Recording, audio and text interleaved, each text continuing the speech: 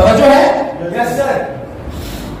जिसकी यस नहीं निकल रही, जबान नहीं खुल रही, ये जो यस है ना सर, ये आप जब बोलते हैं यस, तो ये कायनात में जाती है और इसका रिस्पॉन्स आता है।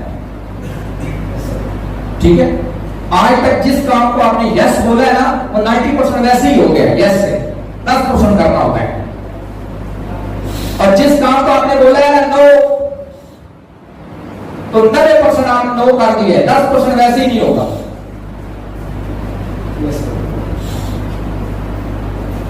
मतलब है जब आप बोलते हैं यस,